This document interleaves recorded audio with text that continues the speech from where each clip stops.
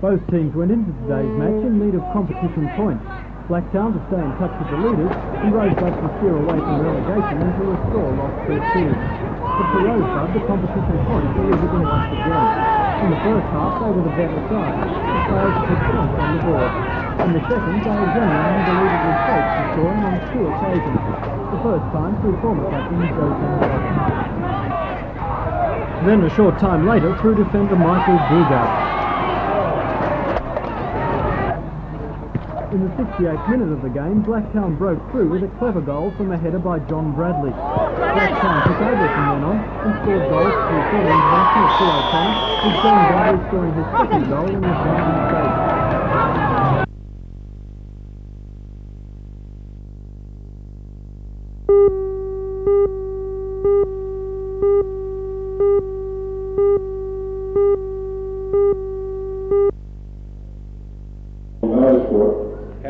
Finlay, his service to television with 23 years of NBN, is only matched by his service to the sport of motorcycling in the area.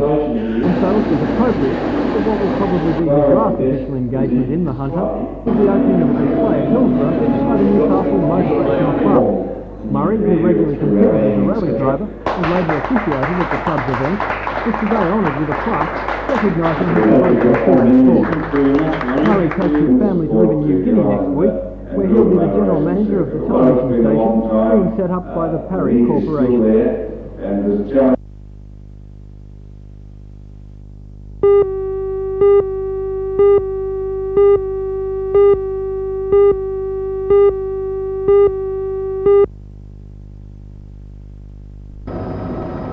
From the time Kookaburra made her historic entrance through Newcastle Heads yesterday, the tremendous public support was evident. Thousands of Novocastrians lined before shore to get a glimpse of Australia's current favourite to defend the America's Cup. She was berthed at number 4 Lee Walk throughout Saturday afternoon, as Novocastrian eyes poured over her, admiring the sleek and glamorous 12-metre design. This morning, many people were at the harbour side as early as 4 a.m, in their bid to take a closer look at the vessel. Throughout the day, the crowd at the wharf was large, as people cheered for their turn aboard Kookaburra. The big crowd was still there late this afternoon when Kookaburra was lifted from the water, ready for her trip to Melbourne by road tomorrow morning.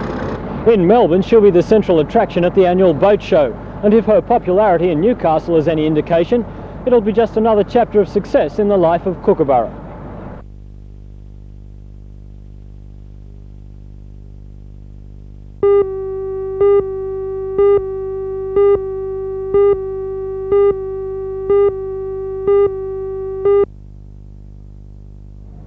This was the night that the Solano was wrecked. 160 km/h winds and 7-metre waves. The rescue services were out in force, with 2 helicopters using spotlights to scan the seas for survivors. The Solano ran aground on Big Ben Reef off Nobby's Head. 2 of its 3 occupants were washed onto Stockton Beach an hour later. The other man was never found. Today it's hard to recognise this as the same place. There was hardly a wave, and according to John McKenzie, it was the best conditions he had seen in his 25 years as a diver. John and his 2 diving buddies, Ian Latham and Chris Kemp, decided to take a look at what was left of the Solano. This was their booty: a brass winch, the radio and some rigging. So what are you going to do with the wreckage? Well, we're like a dog chasing a car. Once we've caught it, we don't really want it. We'll give it to anybody who's interested in that sort of thing, museums or anybody that wants it. We don't particularly want it, but it's just the dive that we're after and the thrill of finding the wreck, that's all. And you've accomplished that? Well, yeah.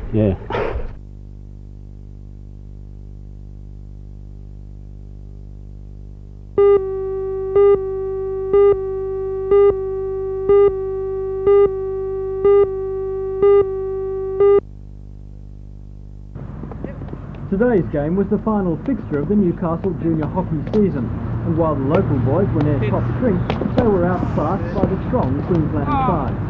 Queensland were in Newcastle as part of their 2-week New South Wales tour and have remained undefeated throughout. Queensland opened the scoring in the 13th minute of the game, and at half-time the score was 2-0. Newcastle went very close to scoring on several occasions, but it wasn't until 25 minutes before Lord Newcastle player Torres scored their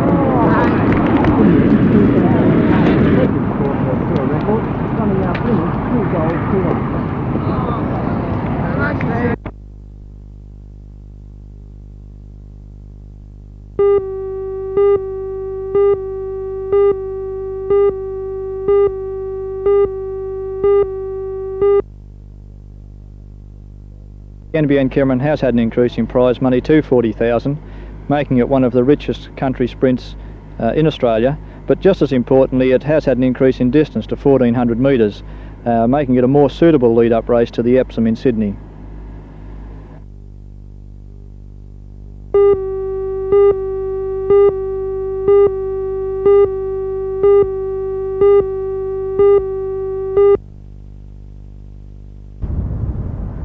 Stuart Cowley is a businessman from Henley-on-Thames near London, obviously quite happy with his lot until into his life came marauding Australia instead of his fiancée. Finding the whole colonial thing a bit much to process, let alone understand, he decided to write a book entitled The Whinging Pom's Guide to Australia, which was released here on Monday. However, according to Mr. Cowley, also to people that had come back from I bought the appropriate clothes that, according to my old colonial manual that was left to me by my esteemed father. I've heard terrible things about the cuisine over here, or largely the fact that there isn't any, and therefore got a good supply of Tiptree jams and kippers and gentleman's relish and that sort of thing in order to be able to sustain myself during this arduous trip. You haven't had to worry about being lynched by a mob or stoned to death as yet? Not as yet, but I'm very fleet of foot and I'm good at ducking into doorways. I'm sure it's going to come. I'm going to get my comeuppance before I've gone back. Well, after your visit here, are you going to come back? As soon as I can.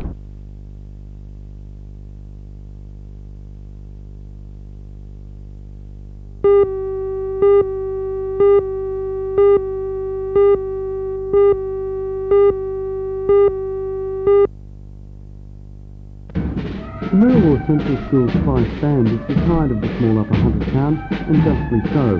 It's been an integral part of fates, processions, festivals and Anzac Day celebrations there since it was formed as a fruit band in 1956, and now with 40 members aged from 7 to 16, it's preparing to set out on its biggest adventure yet, participating in an Education Week concert in Newcastle on the 13th of August.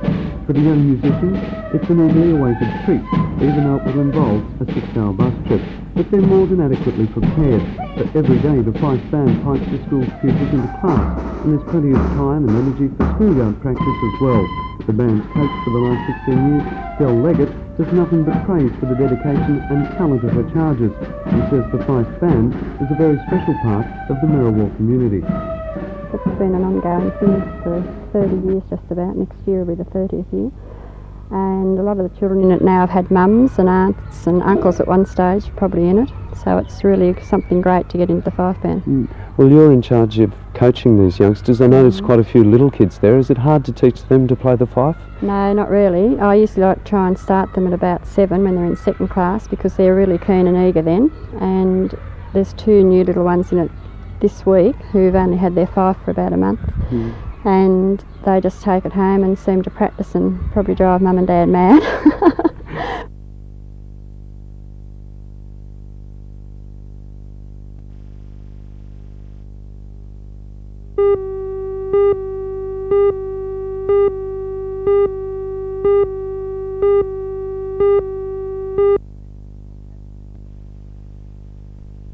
Ansett and TAA have cancelled nearly all flights to and from Sydney, and most international carriers are flying elsewhere. East West is operating the most domestic services, while Ansett and TAA's large jets ceased using the airport yesterday. Most of the stranded passengers are being transferred by coach to Canberra, Melbourne and Newcastle to join connecting flights. In Newcastle today, William Town's airport facilities were stretched to the limit, coping with the 6 busloads of passengers from Sydney as well as local passengers. The small airport lounge was almost bursting at the seams as people queued at the ticket counter. The first jet was due to arrive at around 3 o'clock, but was delayed until nearly 4. Many made the most of the afternoon sunshine to take a short nap or read a book. Newcastle's TAA manager, Chris Burke, said that although the atmosphere was hectic, they were coping. Just a strain on the staff, of course. TAA are not equipped at Williamtown Airport with airline staff, but we're using our local commuter operator, East Coast Airlines, and their staff, and they've been very helpful. And in addition to that, we've flown up specially trained dispatch staff from our mascot office. How long can you continue? Well, we can continue this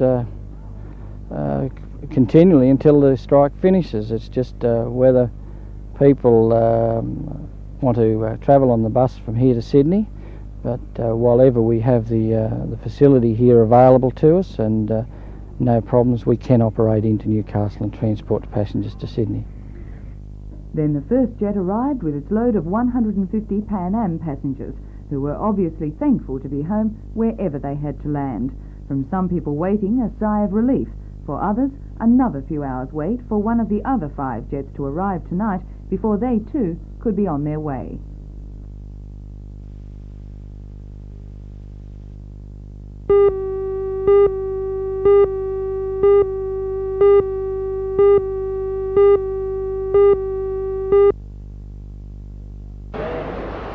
Eric Arnold's swim centre was a hive of activity today as grandstand scaffolding was put in place. The centre is expecting more than 1,000 spectators from around the state for the 3 sessions this weekend. 280 swimmers will race in 64 events. Many will travel from as far away as Strait and Broken Hill. Early this morning, teams started arriving and wasted no time in getting some last-minute training done. A number of Olympic and Commonwealth Games representatives will be swimming, including Dimity Douglas, Kim Terrell and Paul Rowe. Eric Arnold says the local team is also very strong and no record will be safe this weekend. Headed by our Australian representative, Donna Proctor, who was on her way overseas very shortly to represent Australia again at the Pan Pacific Games. Now, this is no small event. There's a big audience, a big crowd. Yeah, that's right. We were expecting somewhere around about 1,000 people to come and watch and view the events. Most of the people will travel from long distances, and it should be a good weekend. And maybe even a couple of new bright hopefuls for Commonwealth Games. Well, that's true. This is the starting point because we go from country championships to state championships and then to national titles. We're looking forward to a lot of records and some great swimming.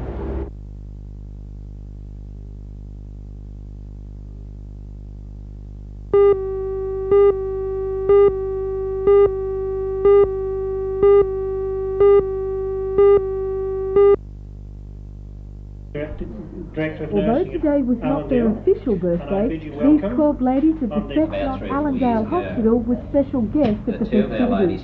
Members of Cessnock Stan Neely gave the toast and congratulated the guests who had reached their 10th decade. It was also a time for relatives and friends to join in the cutting of the cake. Emma Rummer was one of the 2 guests celebrating their 99th birthday. Blessed with 7 great-grandchildren, over the years her fingers have been kept busy knitting. She says that her secret to life is healthy living and looks forward to next year when she'll celebrate her 100th birthday. Are you looking forward to your 100th birthday next year? Well, I'd like to. I'd love to if I could. But whether I will or not, I don't know.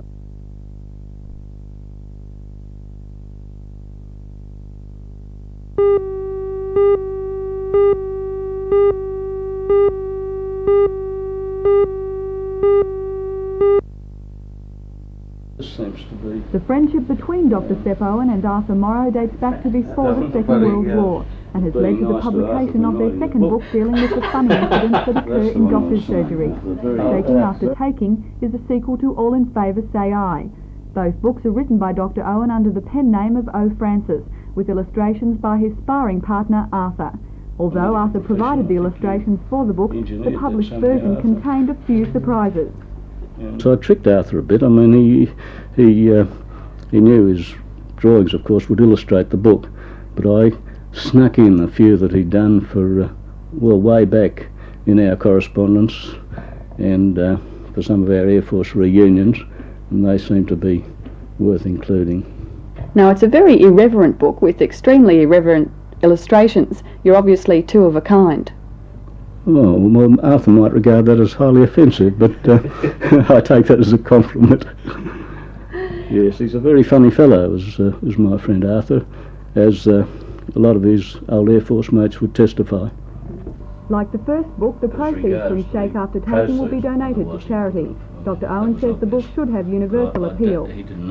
Everybody that's a doctor or a patient or who's been a patient or likely to be a patient or anybody in the medical field, I can't think of anybody who it wouldn't be aimed at.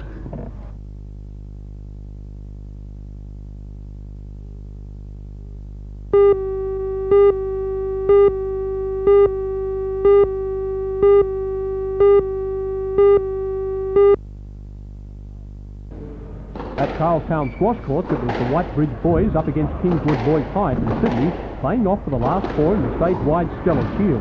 The winning school would be decided by the best of four rubbers, each rubber consisting of 5 games.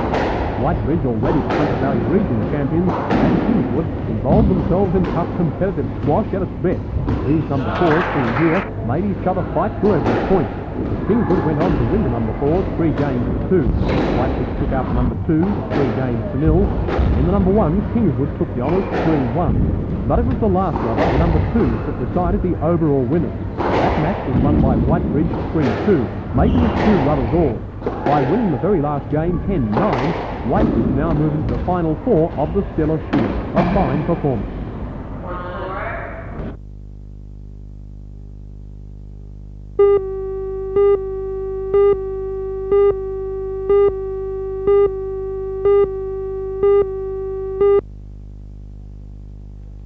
As the Regional Director of Health, Dr. Owen James acknowledged at today's opening, introducing the Richmond report has been a slow process, but its objectives are being achieved.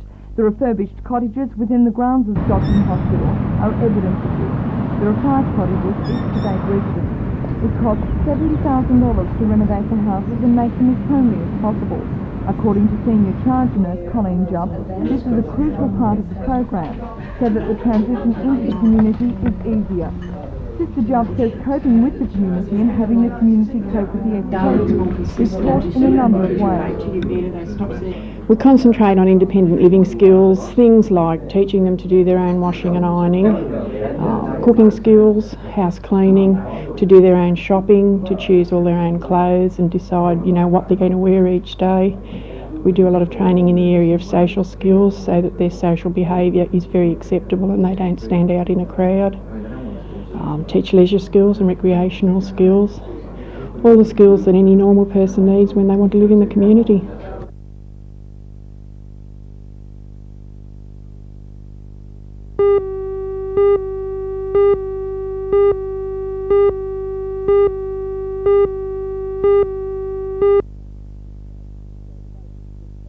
When a patient's discharged from a hospital, both public or private, there's an information sheet that's completed that has an indication of where the patient's from, how long they're in hospital, the cause of their admission, the types of procedures, operations that were done while they were in hospital, and that statistical information on each patient forms the basis for our database.